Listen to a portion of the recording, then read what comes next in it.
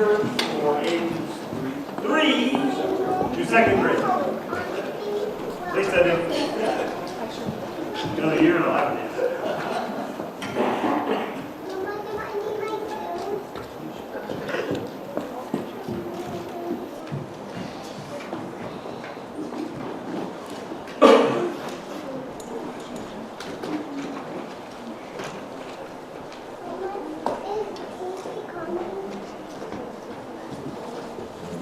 Scripture reading is from Exodus chapter 10, verses 1 through 6. Then the Lord said to Moses, "Go to Pharaoh, for I have hardened his heart and the hearts of his officials, so that I may perform these signs of mine among them, that you may tell your children and your grandchildren how I dealt harshly with the Egyptians, and how I performed my signs among them, that you may know that I am the Lord." So Moses and Aaron went to Pharaoh and said to him, "This is what the Lord, the God of the Hebrews, says. How long will you refuse to humble yourself before me? Let my people go, so that they may worship me. If you refuse to let them go, I will bring locusts into your country tomorrow. They will cover the face of the ground so that it cannot be seen. They will devour what little you have left after the hail, including every tree that is growing in your fields. They will fill your houses and those of your officials and all the Egyptians, something neither your parents nor your ancestors have ever seen from the day that they settled this land till now." Then Moses turned and left Pharaoh.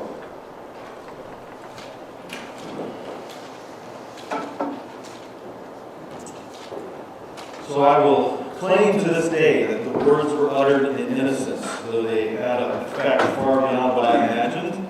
I was in college chatting with one of my studentmates, and I mentioned this new video game that had come out.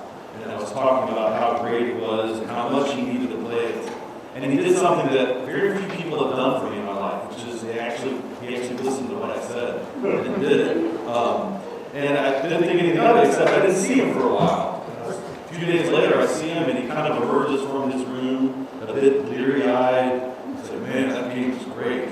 And then I didn't see him again for a while. I see him every few days. The semester kept rolling on, and then all of a sudden, right as we got into that last week before finals, I saw this kind of rejuvenated energy from him. I started seeing him regularly, but what he was doing at that point was this shocking idea. He was studying. The problem was that, he had gotten into this game so much, completely hooked himself on it, and had just done nothing for his schoolwork. So he entered that point early in the semester as this A honor roll type student, and wound up in that last week, as he headed to finals, was desperate to salvage the semester, and in fact did not. He wound up on academic probation the next semester and kind of worked his way out of it, wound up, eventually graduating. He did fine, but it was like this major crisis that spun out of video. It was an early lesson for me to realize choices have consequences. And there's a power of a kind of inertia, that the choices we make kind of move us along a path. And sometimes it's really hard to turn off that path. And sometimes we can turn off the path, but it may be too late to experience a lot of the consequences for what we do.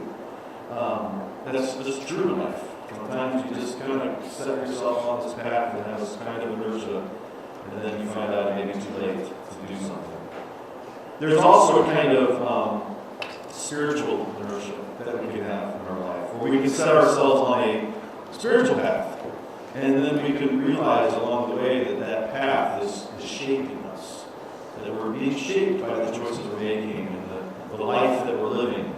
Some of it's for good, but a lot of times we realize some of that path is shaping us for ill. And it's going to be hard to make those changes.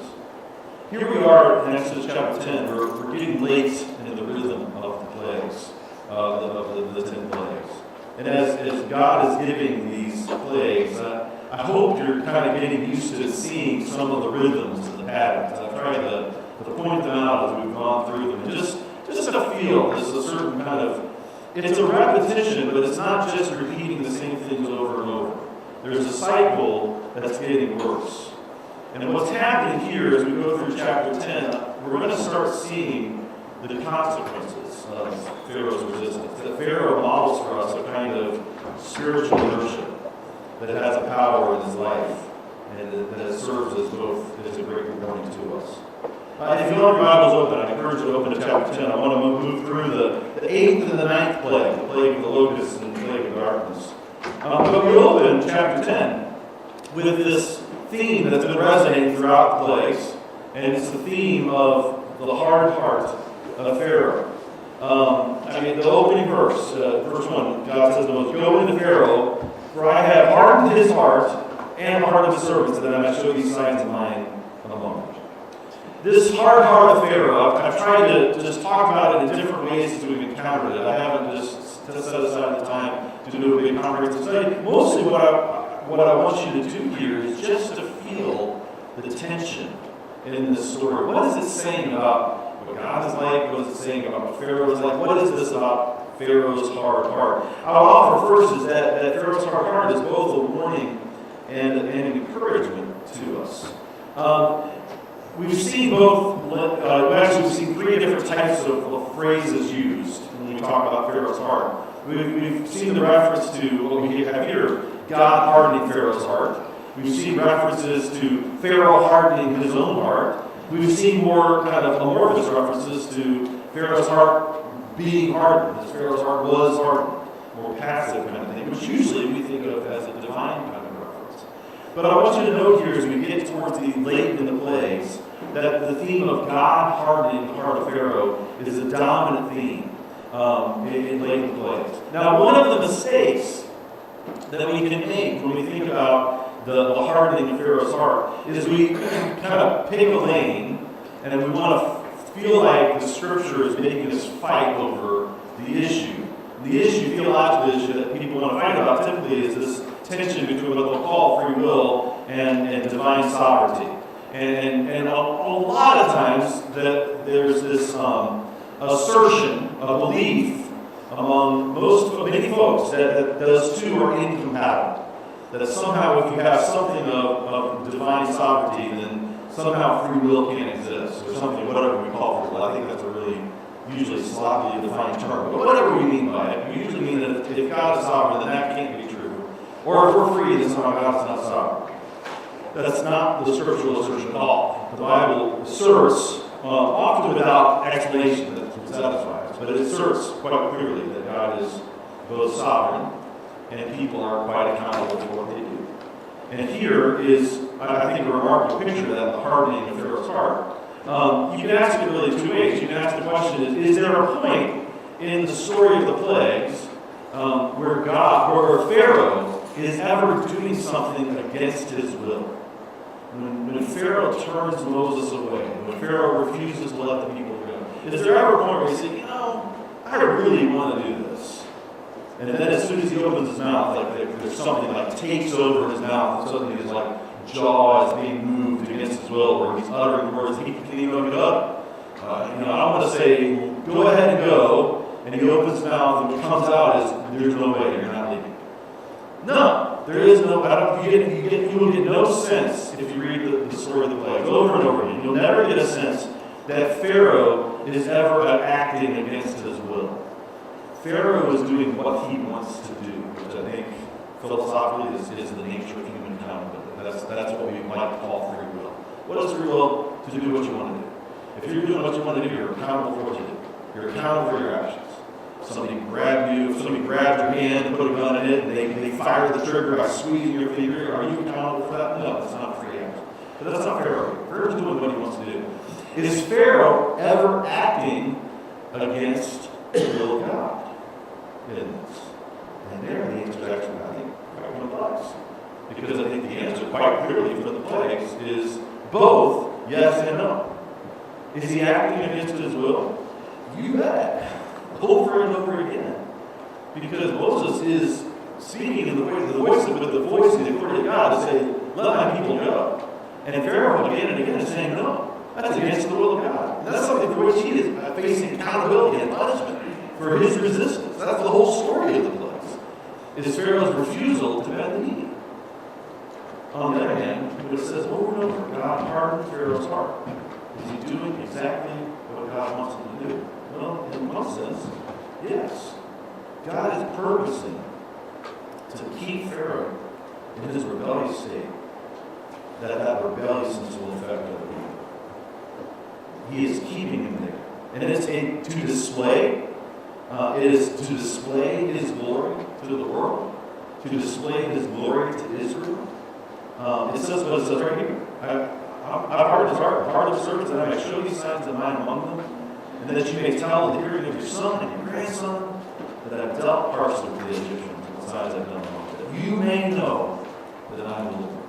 God has a purpose that he is fulfilling in hardening Pharaoh's heart to maintain this resistance that will tell the story in the way God wants it to be told. Pharaoh is still accountable for what he does.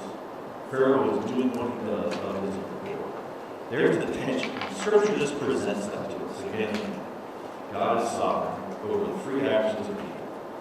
And it's never that God has suddenly lost control. God is getting what he wants done, even in this world of good actions and bad actions. I think that's hard. It's serious. But Scripture's unrelenting in giving that to us. And we need to live within that tension. Here, I want you to hear this warning. There's a warning here that as he hardens his heart, and God hardens his hardening is infectious. What does it say there? God hardened his heart and the heart of his servants. That's a really compelling image to me. Because that word servants can be translated another way. The heart of his slaves. The same word that they'll use for Israel or slaves. Now, why do they translate servants here? Because they're understanding the context. He's not talking about God hardening the heart of Israel. God is hardening the heart of these advisors, these people that are around him. These folks are being drawn into it. They're being drawn into Pharaoh's rebellion. This rebellion of Pharaoh is casting this shadow over the hearts of his people as much as it's casting this shadow over his land. There's a warning. Sin matters. And sin just doesn't affect you. Allegiances matter. When we sin, when we rebel, when we resist God, it's not that it's just me and God, and I've got my issues. But somehow there's this world of people that are impacted by my rebellion, by my sin, by my struggle. There's a warning here. And you're seeing this, and it's seeing this resistance on Pharaoh's part, and the consequences that it has as it spreads. But there is also the hope. The encouragement here is that this is God's purpose. God is doing something here. And God is never at a point here in the story of the plagues where he said, I really would like to get this story moved on. I've got better things going. But man, Pharaoh's a tough nut to crack.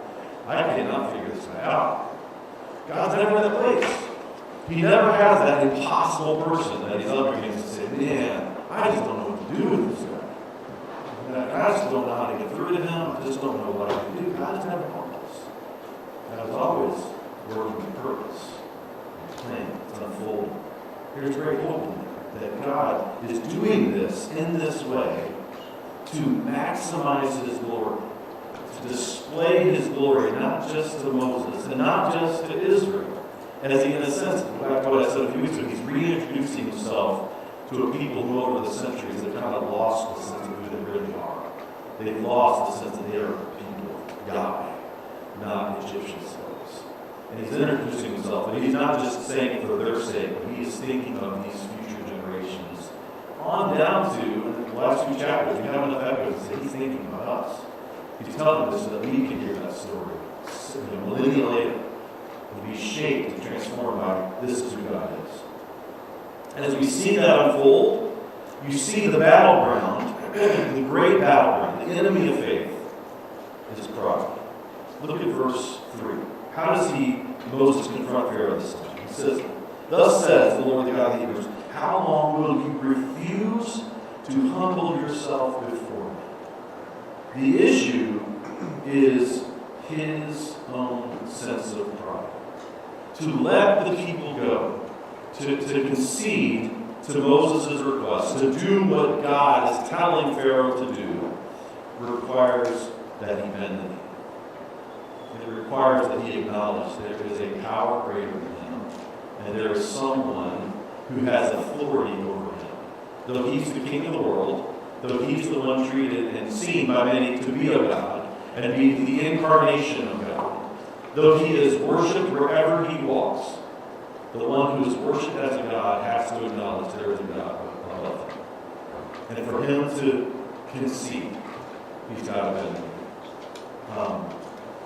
And that is a picture of a challenge for Pharaoh, but it's a challenge for all of us.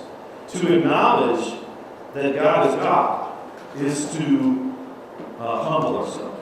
It is to assume our proper place in the world.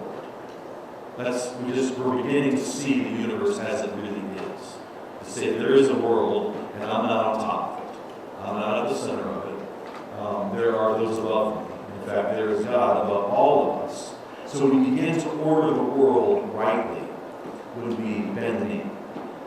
Pharaoh, in all of this resistance, is asserting a power that he does not have. And it is destroying him. And it's destroying his work. And when you see that struggle from the perspective of pride, that's the deep struggle, that's the spiritual struggle that Pharaoh is up against, I think it humanizes him. Because that is our struggle. That's the struggle that we all have.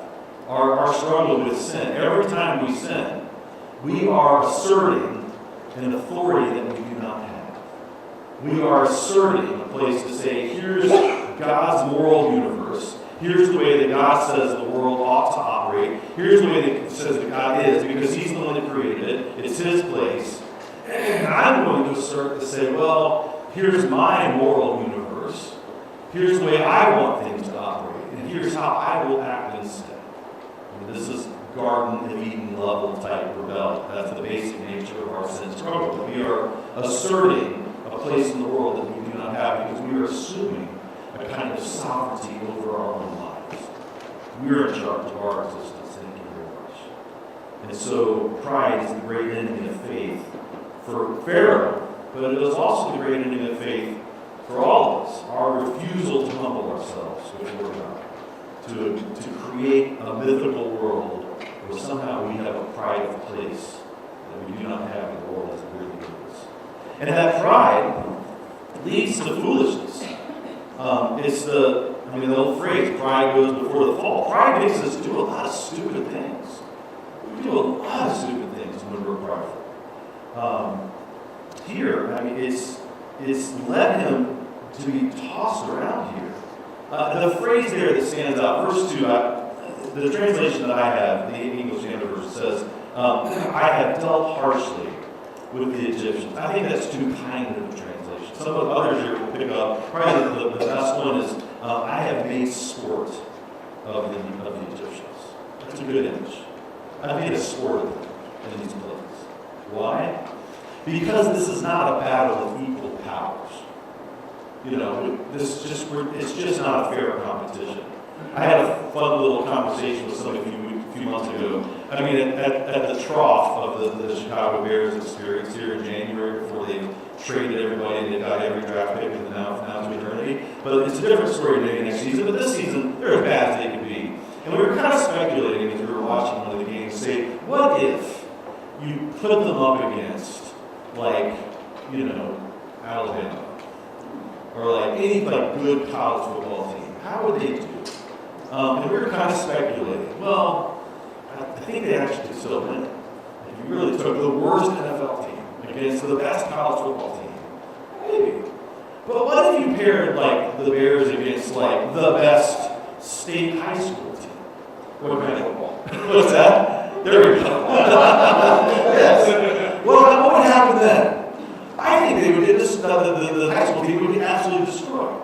And if you really are not buying that, just keep going down the level. Because at some point, the fact is, even as bad as they were, all of that size and all of the talent that's there among those individuals that are good enough to make it to that level, it's just not going to be a fair competition. It's just going to be too easy. And this is actually the comparison here is not, you're not talking about the Bears. This is the Kansas City Chiefs against popcorn or 7th grade, whatever, little junior high football. This is the matchup here of God versus Egypt. I mean, he's making sport of them. It's not a battle of equal powers, and so he has chosen the wrong side, and he is making sport of them, and it's going to ruin them. And he says, eventually he's going to, by the end of the story of the locusts, he drives them into the Red Sea. It's an anticipation of where their end is. That as the locusts leave in this play and go to the Red Sea, anticipates the destruction of Egypt. This army that will come and rise up against the people of God will be destroyed. They've chosen the wrong side. Pride leads to stupid things. It leads to foolishness. Notice, even his servants, the slaves, the ones that just said these hardened hearts of some of these servants, some of the servants are starting to figure it out. Look at verse 7. After all this, Moses walks out, with a mic drop moment. This is what's going to happen. I'm out of here. Then Pharaoh's servant said to him, how long shall this man be a snare to us? Let the man go, that they may serve the Lord your God. Do you not yet understand that Egypt is ruined? This is pretty bold on the servant's part. They're talking about to their God. They're talking to Pharaoh, king of all things, that you're an idiot. Do you understand? You've ruined this land. Let this guy out of here. Get him gone. As long as he's around, we're dead. He can't see it, but they're starting to see it. He is a snare to us. He's trapping us. He's enslaving us. And this place has ruined us. Even they can see the power of Pharaoh's pride and the ruination that it's bringing. The threat of locusts, that itself is a metaphor. Locust is a common metaphor for an army. There's an army coming. And this army is going to come, and it's going to cover the land, and it will destroy it. And in fact, when it comes, it'll cover the land, it'll destroy it, and then he says at one point it will darken the land, which is anticipating the plague that is to come. Pride leads to foolishness. When he says this, when the servant says this to him, it at least gets him enough to say, okay, maybe I ought to renegotiate. Verse 8, he says, so Moses and Aaron were brought back to Pharaoh. So he says, okay, I'll listen. Here's the deal. He says, go, serve the Lord your God. But which ones are to go? And he says, well, Moses tells him, everybody. We'll go with our young, we'll go with our old, we'll go with our sons and daughters, our flocks and herds. We'll do this whole feast to the Lord. And he said, the Lord be with you, if ever I let you and your little ones go. Which is kind of a sarcastic response to say, no way are you going to leave with those kids. Look, you've got some kind of evil purpose in mind. You can take your men and you would do your thing. Keep the women and the children. That his answer is bargain. One of those lessons you have to learn is you cannot bargain your way with God. In bargaining, Pharaoh is trying to maintain the sense of control of the power. And I've referenced this a few times. I haven't dug into it deep because maybe it could take us too far afield. But the way that Pharaoh and Moses interact has a lot of interesting play in ancient Near East bargaining.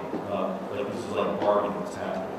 And a lot of this is, in their bargaining, there's an effort about saving face. And so Pharaoh's trying to do things that let him get to what he wants, but lets him save face and save his great respect. And sometimes Moses' response kind of strikes as weird, as if he's willing to play that game, but he is willing to let him save face and say, this is what we want. So some of his responses can be understated as a result because of the culture of how they bargain.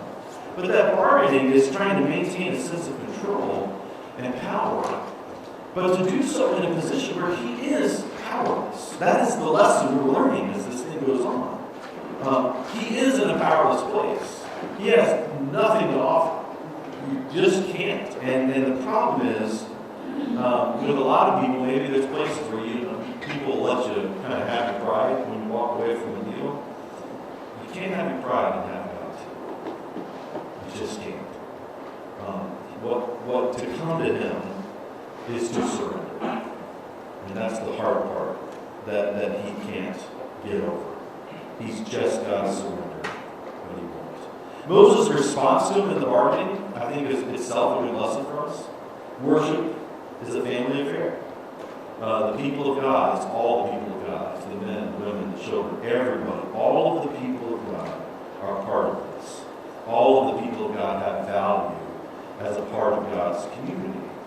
So you are a part of God's community, wherever you're at. And so we are all united in Christ. We have this diverse community, including all ages that are represented, both genders. We are a group, a family of God, man, woman, child.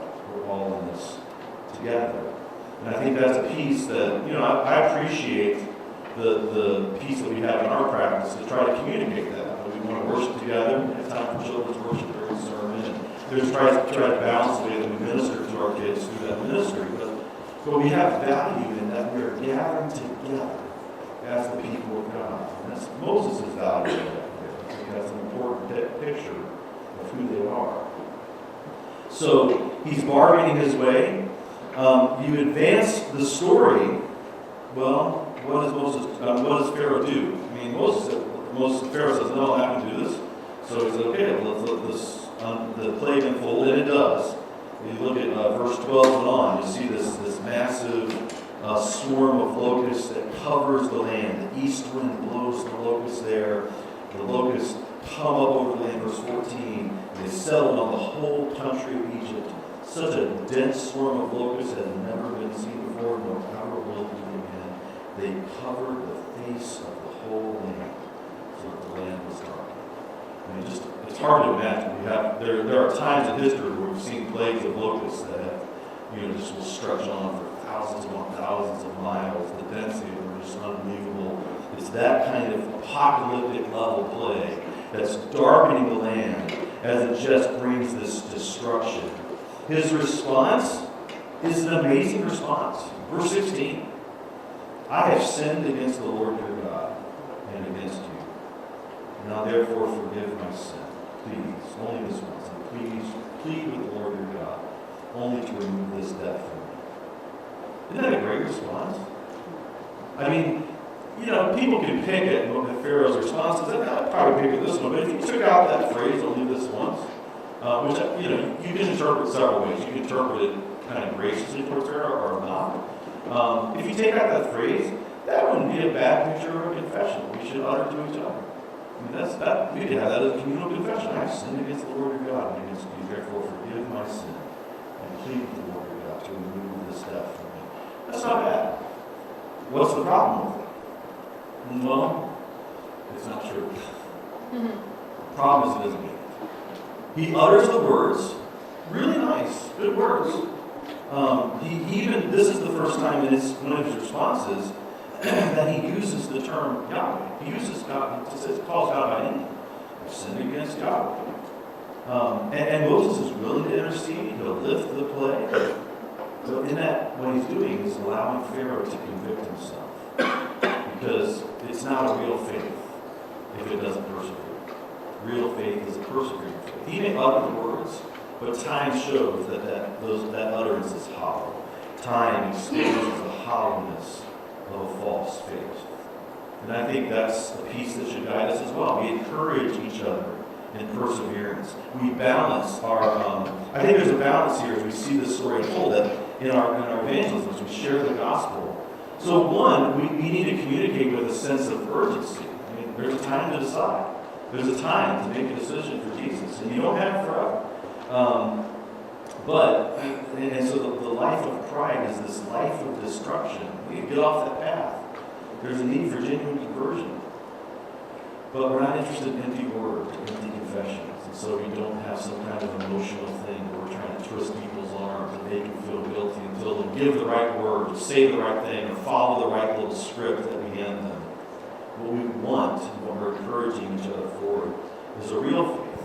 And real faith is a persevering faith. That you can weather the storms, a faith that will last in the midst of the ups and downs of life. Pharaoh's faith, his confession, is a hollow thing. And as soon as the plague is lifted, he goes right back to his destructive path. Which leads to verse 21, and that ninth plague, the plague of darkness. Here, what God says without interruption, this is that pattern here. It's 1 through 3, 4 through 6, 7 through 9. They all have the same kind of thing. third, the sixth, the ninth all have no fanfare, no introduction, no negotiation. They just drop it. To stretch out your hand toward the heaven, that there may be darkness over the land of Egypt, a darkness to be felt. When you flee the light, all you're left with is darkness. Now, this is a darkness to be felt. I think that's an interesting picture. I'm sure some of your translations maybe do a little bit different there in verse 21. But that is a picture of complete and total darkness that is a result of Pharaoh's resistance. Now, how is this a progression from the hail, the seventh plague, and the locust, and the eighth? All three are really, you're dealing with like life and death, apocalyptic type destruction. But for the darkness, for us, it may seem like, I don't know how that progresses things. Well, there's kind of a theological thing. I mean, we have a cosmic battle between light and darkness. We liberate people by leading them into the light. But I think even as a practical matter, it's hard for us in our world to imagine complete darkness. No stars, no moon, no flashlights, no lights at all.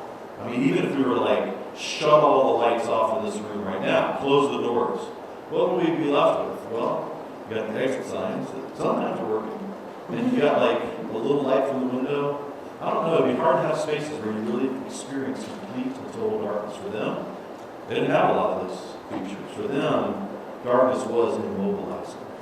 They couldn't move. And here, what's described in this play. They did not, verse 23, they did not see one another, nor did anyone rise from his place for 3 days. They were shrouded in darkness. It immobilized them as a country. Darkness is part of that cosmic battle. The darkness is chaos. In their world, darkness is the place of thieves and threats. Light is what brings order. Darkness is a land of death. Nothing could live long. When you have 3 days of darkness, imagine if that goes on for a week. Plants start to die. What about the animals? Is there anything you're not going to be able to feed them? Nothing's going to live long in a place of complete darkness. Pharaoh's land is descending into a place of paralysis, of chaos, and of death because of his resistance to God. This is an indictment, as most all of these plagues have echoes of the gods that they worship. This is an echo of that. This is an indictment of their gods. They have a god of sunrise, they've got a god of the midday sun, they've got a god of the sunset, but their supreme deity is Amun-Re, who is a solar deity. He is the god of the sun. That is their son. Pharaoh is the son of Re. He is the incarnation, or a personal embodiment of this solar deity. And that god of theirs and the Pharaoh who represents him is completely powerless against God. Fleeing the light leaves us only in the darkness, but living with God is itself the path to light. Another one of those things, the patterns that we've seen here related in these plagues, that all the people of Israel had light where they lived, verse 23. To be God's people is to live in light. He is the path. He is the light for us. And as we follow him, it is showing us the path that we need to follow. But then, Pharaoh's response to all this? Pharaoh says, verse 24, go serve the Lord. Your little ones may also go with you. Only let your flocks and herds with me.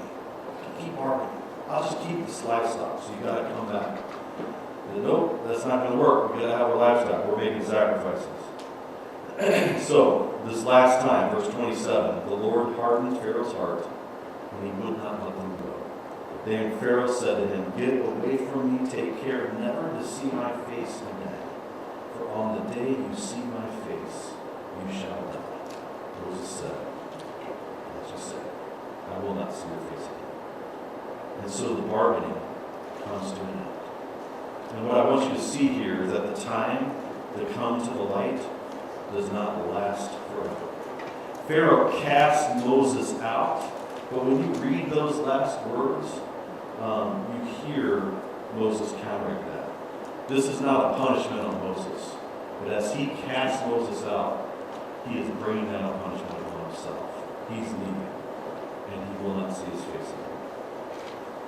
There is this warning as you see this story unfold, as you see Pharaoh beginning to bear the consequences, And you see all the people under Pharaoh's authority bear the consequences for his pride. And it is the call to humility. Our call is to cultivate the humility to live in the light instead of floundering in darkness. We can be the one trying to get a key. I mean, there's times I know I've been the guy with the key trying to open the door when the lights aren't on. This stubborn refusal to get out this little flashlight that I have called the phone. I can actually see what I'm doing. Guide the path. But our sin struggle is so much more profound. When we resist the path that God gives out for us, we are seeking to find our own way through. To assert we're in charge of our own destiny. We can make our own way. And so we can trade in tepid confessions, and we can try to bargain to take God on our terms. Or we can, like Pharaoh, we can just finally refuse to follow. But all of that is building up a trail of destruction in our lives and in the lives of those we love. Or we can follow. We can cultivate humility, to live in the light, to trust His transforming grace and mercy, and let Him lead us on the way forward. The challenge? We have to be humble enough to submit to His will. Let's cultivate that. Let's pray. God, I pray for each of us that as we see in the story of Pharaoh, I pray that you'll bring to our heart and mind our places of pride and resistance, where we seek to carve out our own way, to assert our own control over life. I pray that you would grant us the humility to bend the knee, to follow you, to be led into the light, to follow you. In Jesus' name. Would you help me to make this come? Stand and sing. I love